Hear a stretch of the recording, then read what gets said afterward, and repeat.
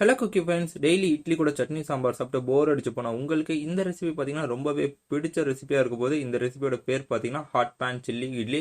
செய்கிறதுக்கு ரொம்பவே சிம்பிள் தான், ஈஸியாக ரெடி பண்ணிடலாம். ஸோ வாங்க டைம் வேஸ்ட் பண்ணாமல் இந்த ரெசிபி எப்படி செய்யலாம்னு சொல்லி பார்க்கலாம். அதுக்கு முன்னாடி நம்ம சேனலுக்கு சப்ஸ்கிரைப் பண்ணாமல் இருந்தீங்கன்னா சப்ஸ்கிரைப் பண்ணிக்கோங்க. கூடவே பெல் நோட்டிஃபிகேஷன் ஐக்கான் இருக்கும், அதை ஆன் பண்ணிக்கோங்க. இந்த ரெசிபி பிடிச்சிருந்தா மறக்காமல் இந்த வீடியோக்கு லைக் பட்டனை ப்ரெஸ் பண்ணிடுங்க. இப்போ இந்த ரெசிபி பொறுத்த வரைக்கும் பார்த்தீங்கன்னா நான் 6 இட்லி எடுத்திருக்கேன். நீங்கள் லெஃப்ட் ஓவர் இட்லி இருந்தால் கூட இந்த ரெசிபிக்கு யூஸ் பண்ணிக்கலாம். இப்போ இந்த இட்லியை பார்த்தீங்கன்னா சின்ன சின்ன பீசஸாக கட் பண்ணி எடுத்துக்கலாம். அடுத்ததாக ஒரு மிக்சிங் பவுலில் பார்த்தீங்கன்னா நான் 1 கப் அளவுக்கு மைதா ஆட் பண்ணியிருக்கேங்க. இது கூட ஒரு 1/4 கப் அளவுக்கு அரிசி மாவு ஆட் பண்ணியிருக்கேன். இது கூட பார்த்தீங்கன்னா தேவையான அளவுக்கு உப்பு ஆட் பண்ணியிருக்கேன். ஒரு 1/2 டேபிள் ஸ்பூன் அளவுக்கு மிளகு தூள் ஆட் பண்ணியிருக்கேன். 1 டேபிள் ஸ்பூன் அளவுக்கு காஷ்மீர் சில்லி பவுடர் ஆட் பண்ணியிருக்கேன். 2 டேபிள் ஸ்பூன் அளவுக்கு சோயா சாஸ் ஆட் பண்ணியிருக்கேன். இப்போ இது எல்லாத்தையுமே சேர்த்து ஒரு தடவை நல்லா மிக்ஸ் பண்ணிக்காங்க. இனிஷியலாக தண்ணி எதுவும் ஆட் பண்ண வேண்டாம். ஒருவேளை உங்கள்கிட்ட காஷ்மீர் சில்லி பவுடர் இல்லைனா நீங்கள் நம்ம நார்மலாக யூஸ் பண்ணுற ரெட் சில்லி பவுடர் ஆட் பண்ணிக்கலாம். அது கூட கொஞ்சமாக ரெட் ஃபுட் கலர் ஆட் பண்ணிக்கோங்க. இது கூட பார்த்தீங்கன்னா நான் 1 கப் அளவுக்கு தண்ணி ஆட் பண்ணியிருக்கேன். தண்ணி பார்த்தீங்கன்னா கிராஜுவலாக ஆட் பண்ணி மிக்ஸ் பண்ணுங்கள். மிக்ஸ் பண்ணும்போது லம்ஸ் எதுவும் இல்லாத மாதிரி பார்த்துக்கோங்க. அதே மாதிரி இந்த பேட்டர் பார்த்தீங்கன்னா ஒரு செமி திக் கன்சிஸ்டன்சியில் இருக்கணும். இப்போ நம்ம ஆல்ரெடி கட் பண்ணி வச்சுருக்க இட்லி பீசஸை இந்த பேட்டரில் ஆட் பண்ணிக்கலாம். ஆட் பண்ணி இந்த இட்லி பீசஸை இந்த பேட்டரில் நல்லா மிக்ஸ் பண்ணி கோட் பண்ணிக்கோங்க. ஒரு 5லேருந்து ஒரு 7 நிமிஷத்துக்கு இந்த பேட்டர்லேயே அப்படியே மேரினேட் ஆகட்டும்.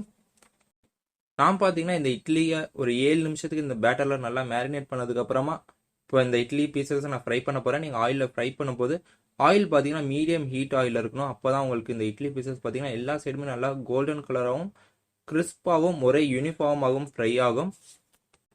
ஒன்ஸ் இந்த இட்லி பீசஸை நீங்கள் ஃப்ரை பண்ணதுக்கப்புறமா ஆயிலேருந்து வெளியில் எடுக்கும்போது ஒரு கிச்சன் டிஷ்யூ பேப்பர் வச்சு எக்ஸஸ் ஆயிலை ரிமூவ் பண்ணி எடுத்துருங்க.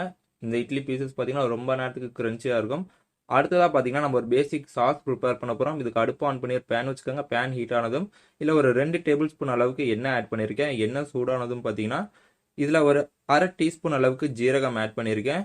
ஜீரகம் பொரிஞ்சதும் பார்த்தீங்கன்னா இதில் ஒரு டேபிள் ஸ்பூன் அளவுக்கு சாப்பிடு ஜிஞ்சர், 1 டேபிள் ஸ்பூன் அளவுக்கு சாப்பிடு கார்லிக் ஆட் பண்ணியிருக்கேன். இது எல்லாத்தையுமே சேர்த்து மீடியம் ஃப்ளேமில் 1 நிமிஷத்துக்கு நல்லா சாத்தே பண்ணி எடுத்துக்கோங்க. இப்போ இது கூட பார்த்தீங்கன்னா ஒரு பச்சை மிளகாய் ஆட் பண்ணியிருக்கேன். இதை குவிக்காக ஒரு தடவை ஸ்டர் பண்ணிவிட்டு ஒரு மீடியம் சைஸ் பெரிய வெங்காயத்தை பொடியாக நறுக்கி ஆட் பண்ணியிருக்கேங்க. இப்போ இதையும் இது கூட சேர்த்து ஆட் பண்ணி மீடியம் ஃப்ளேமில் வச்சு நல்லா சாத்தே பண்ணி எடுத்துக்கோங்க. இது கூட தேவையான அளவுக்கு உப்பு ஆட் பண்ணியிருக்கேன். வெங்காயத்தை பார்த்தீங்கன்னா கண்ணாடி பதம் வர வரைக்கும் நீங்கள் வதக்கி எடுத்தால் போதும். இப்போ இது கூட நம்ம பேசிக் மசாலாஸ் ஆட் பண்ண போகிறோம். நான் பார்த்தீங்கன்னா 1/2 டேபிள் ஸ்பூன் அளவுக்கு மல்லித்தூள், 1 டேபிள் ஸ்பூன் அளவுக்கு Kashmir chilli powder, 1/2 table spoon அளவுக்கு கரம் மசாலா, ஒரு 1/2 டேபிள் ஸ்பூன் அளவுக்கு பெப்பர் பவுடர் ஆட் பண்ணியிருக்கேன். இது இப்போ எல்லாத்தையும் சேர்த்து வெங்காயத்து கூட மிக்ஸ் பண்ணிக்கோங்க. மசாலாவோட பச்சை வாசனை போகிற வரைக்கும் மீடியம் ஃப்ளேமில் வச்சு வதக்கிக்கோங்க. ஒன்ஸ் மசாலாவோட ரா ஸ்மெல் போனதும் இதில் 3 டேபிள் ஸ்பூன் அளவுக்கு டொமேட்டோ கெட்சப் ஆட் பண்ணியிருக்கேன். 1 டேபிள் ஸ்பூன் அளவுக்கு டார்க் சோயா சாஸ் ஆட் பண்ணிக்கிறேன். இப்போ ஆட் பண்ண இந்த சாஸஸ் பார்த்தீங்கன்னா வெங்காயத்து கூட சேர்த்து நல்லா மிக்ஸ் பண்ணி மீடியம் ஃப்ளேமில் ஒரு 30 செகண்டுக்கு நல்லா வதக்கி எடுத்துக்கோங்க. இப்போ அடுத்ததாக பார்த்தீங்கன்னா இது கூட ஒரு மீடியம் சைஸ் கேப்சிகத்தை நான் பொடியாக நறுக்கி ஆட் பண்ணியிருக்கேன்.